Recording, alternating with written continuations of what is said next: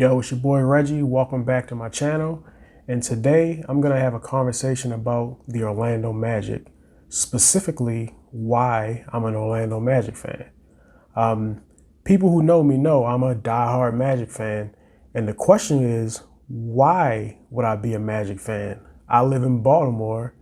I've never even been to Florida. So why have I spent my entire life rooting for a team that, quite honestly, hasn't been great? Well, that's what I'm going to dive into today. So, humble beginnings. Growing up, I always was a huge basketball fan.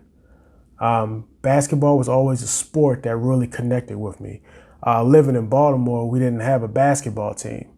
We didn't even have a football team for a lot of my childhood. All we had was the Orioles. So I was a big Orioles fan. Still am a huge O's fan. But when it came to basketball, we didn't have a team. So most people rooted for more prestige franchises, whether it be the Lakers, Celtics, obviously the Bulls in the 90s because of Jordan. For me, I started rooting for the Magic because at the time they were kind of the cool team. So this is around 93, 94, something like that. I mean, they had the cool jerseys, the cool colors. They had the stars on the uniforms. People who remember the 90s Orlando Magic uniforms, they were just beautiful. And then on top of that, the players. Penny Hardaway was one of my favorite players ever. I mean, tall point guard, athletic, could pass the ball, charismatic, just an exciting player to watch. And I'm sure everyone remembers those Lil Penny commercials back in the day.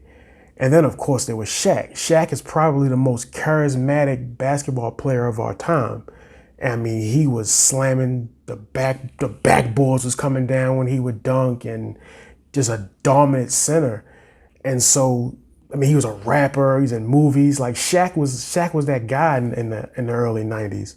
And so, obviously, as a kid, I just looked at them as the cool team, so I started rooting for them. And it was great. During that time period, rooting for the Magic, it was awesome.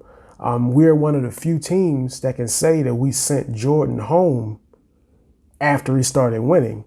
I know people will make excuses about it was the number 45 Jordan. We still sent him home. And so, yeah, those times being a Magic fan was just awesome. And, devastation hit July 18th, 1996. When Shaq turned his back on all Orlando Magic fans and joined the Los Angeles Lakers. It's a day that lives in infamy if you're an Orlando Magic fan. It does for me as well.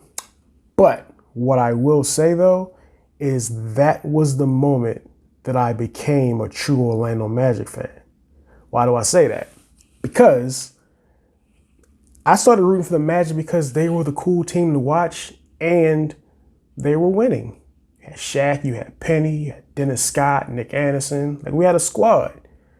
So it was easier to jump onto a team that's winning. At the moment when Shaq left, though, I had two paths I could go on. I could become a Laker fan. Shaq was that dude. I could just become a Laker fan. But I didn't do that. I took the hard road. When Shaq left us, I turned my back on him, which was a very hard road to do because turning my back on Shaq meant I rooted against him, which was very difficult to do in the early 2000s because they kept winning. And it led to one of the most gut-wrenching moments I've ever had as a sports fan. We're down to 7 seconds. Bryant putting a move on Christie. Rebound O'Neal. Coming up short. Horry for the win. Sacramento needed defense on Kobe and 1 rebound. They got neither. The ball poked out there. Vlade does a good job. Nobody in the Robert Horry hit that three-point shot against the Kings. It just it still hurts to this day. It just tore your guts out because you knew. I thought I had it. I thought I had that moment to watch Shaq lose, and Vlade Divac just couldn't just grab the rebound. He smacks the ball out, It just goes right in Robert Horry's hands, and he just dead on 3-point. I mean, it was right in the middle. I mean, he lined it up perfectly for him. And, from that moment, you just knew the Lakers were going to win the series, and they did win the series, and Shaq went on to win a third championship. I say all that just to say that it was very difficult rooting against Shaq during that time. And then he went to Miami, and he won another championship. So it was difficult watching him continue to win as my team continued to flounder. But that's the road I took. And I'm still a Magic fan right now.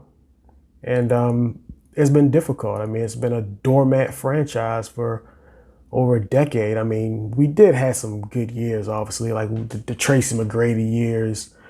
Obviously, that didn't quite pan out because Grant Hill, unfortunately, had ankle injuries. So that didn't go the way we hoped. It led to some exciting basketball, but it didn't lead to a lot of winning. Then obviously we had the Dwight Howard years, which were awesome. And Dwight Howard years were great. I mean, Jameer Nelson is still my favorite player. But obviously both of those ending with the Stars leaving us again.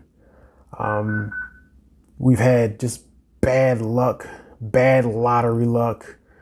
I would honestly say that the draft because I was big on Trae Young and I was big on Luka Doncic. So the year that we walked out of that draft with Mo Bamba may be honestly my lowest moment as a fan. That's saying a lot, but I had my heart set. I knew we was getting one of them too. I was more so sure we were getting Trae. I thought Sure was getting Trae Young. I didn't think I thought Luka Doncic was gonna go number one. So I didn't think we was getting him, but I was certain we were gonna get Trae Young. And in the trade had just a gut-wrenching moment. But look, I say all that just to kind of give you the history of why someone living in Baltimore is a Magic fan. It was just a team that I jumped on early, and I got loyalty, so I never let them go. They still my team.